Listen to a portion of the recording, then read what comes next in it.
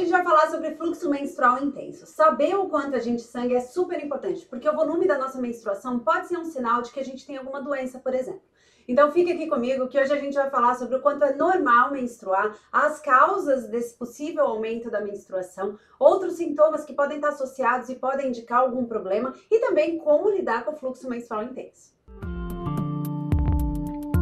Primeiro a gente precisa saber como é que a gente descobre esse nosso fluxo menstrual intenso. O que acontece é que quando a gente usa absorvente descartável, uma gotinha de sangue espalha ali e você não tem como saber de verdade o quanto você menstruou. A média do volume da menstruação é de 70 a 80 ml durante todos os dias do ciclo. Então, se você menstrua, sei lá, 5 dias, são 70 a 80 ml durante todos esses dias juntos, acumulado. Então, você divide ali, você vai conseguir saber mais ou menos quanto você menstrua por dia. 80% do nosso sangue, ele vem entre o primeiro e o terceiro dia. Você já deve ter percebido que nos primeiros dias de menstruação vem muito mais sangue do que depois. Uma menstruação normal, ela vai durar entre 3 e 7 dias. E a maioria das mulheres menstrua por volta de 5 dias.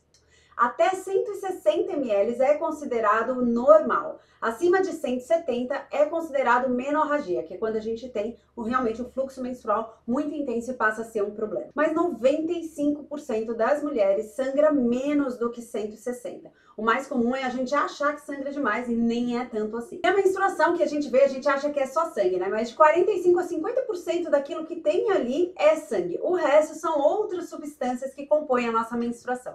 Tem tecido uterino, célula-tronco, secreção vaginal e, além disso, tem um estudo que foi feito na Espanha que analisou a menstruação de várias mulheres e identificou vários outros químicos no sangue da menstruação, como parabenos, por exemplo, benzofenonas, que são normalmente utilizados em produtos para cuidados pessoais, como shampoo, creme, tintura de cabelo.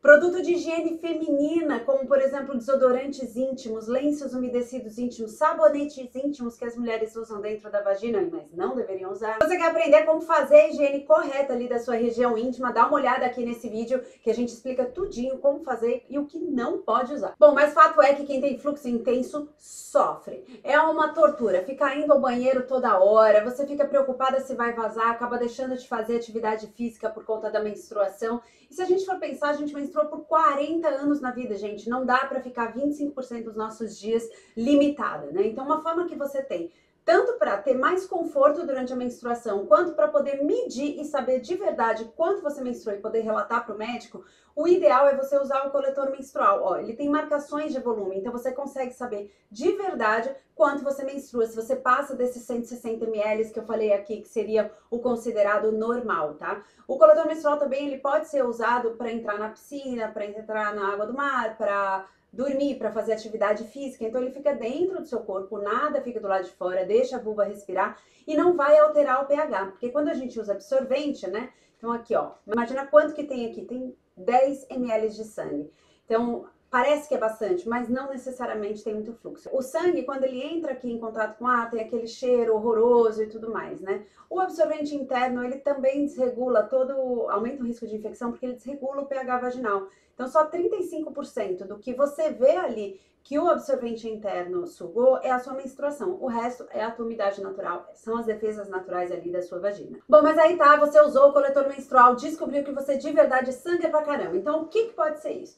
Tem alguns fatores de saúde, que interferem na produção ali, na quantidade de sangue que a gente elimina. Por exemplo, endometriose, adenomiose, vários outros desequilíbrios hormonais, miomas uteríneos, distúrbios de coagulação, porque o nosso sangue ele precisa, coagular ali dentro do útero, senão acaba vindo uma quantidade muito maior. Pode ser também pólipos, doenças inflamatórias pélvicas, sangramento uterino disfuncional, hipotireoidismo e até estresse excessivo. Quando a gente está muito estressada, pode acontecer de ter uma alteração na quantidade de menstruação que vem naquele mês. Outros fatores que não são relacionados à saúde também podem influenciar no volume da sua menstruação.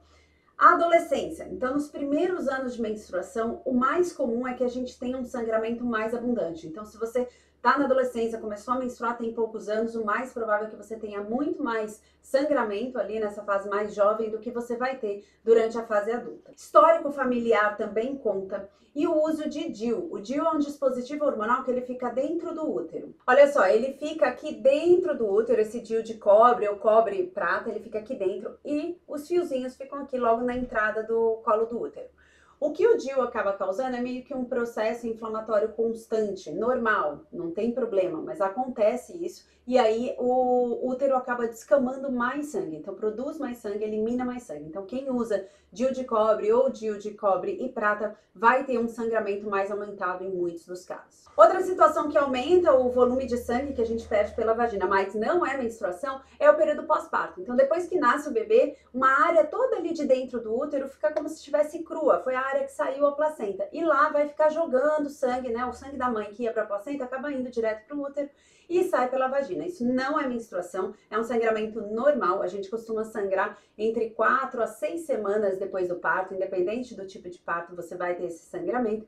E não é menstruação. Depois desse tempo, aí se você estiver amamentando, mais provável é que você fique ali um tempo sem menstruar, mas pode também vir e aí é que é considerado menstruação. Então, o primeiro período de sangramento no pós-parto não é menstruação. Lembrando que durante o pós-parto a gente não deve usar nenhum produto de uso interno. Então, nada de coletor, nada de disco menstrual, nada de absorvente interno. Aí tem que ser produtos de uso externo, como absorvente, absorvente reutilizável, calcinha, absorvente. Aí é legal de usar no pós-parto. Fora isso, tirando o pós-parto, em todas as outras situações, você pode sim usar o coletor menstrual. E muita gente tem dúvidas sobre fertilidade e o fluxo menstrual intenso. Você pode engravidar mesmo com fluxo menstrual intenso, isso não tem absolutamente nada a ver. A quantidade de sangue que você perde durante a menstruação não influencia em nada a sua fertilidade. Agora, alguns outros sintomas que você pode ter junto com o fluxo menstrual intenso, que podem indicar alguma outra condição, como aquelas todas de saúde que eu relatei aqui, e que você deve comentar com o seu médico, além do volume da sua menstruação, esses sintomas,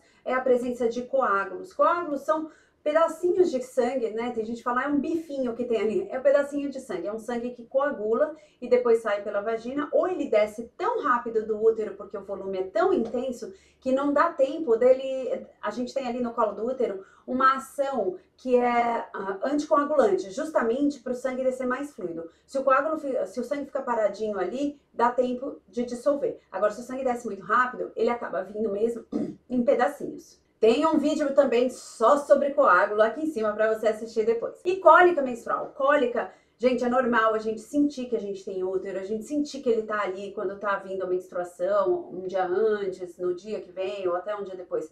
Mas mais do que isso, não é normal. Você sentir um desconforto a ponto de você ter que mudar as suas atividades, sabe? Falar, ai meu Deus, não quero trabalhar, não quero ir pra escola, não quero fazer isso, não quero fazer aquilo, vontade de ficar na cama porque dói, porque você sente dor, você toma analgésico, não passa, ou tem que tomar analgésico todo mês, isso não é normal. E isso associado ao volume intenso da sua menstruação pode indicar várias questões de saúde, então precisa conversar na sua consulta com o ginecologista, você tem que falar de coágulo, de cólica e do volume da sua menstruação. Então mede a sua menstruação, assim você vai poder dizer exatamente o quanto você menstrua para que ele possa fechar um diagnóstico. O diagnóstico, por exemplo, de endometriose, não necessariamente ele vem só de exames de imagem. O médico vai pedir exames de imagem, mas também sobre o relato do que a mulher diz. Então é importante você ter informações sobre o seu corpo, sobre a sua menstruação, para poder relatar para o médico, para ele poder juntar as pecinhas ali do quebra-cabeça e saber o que acontece.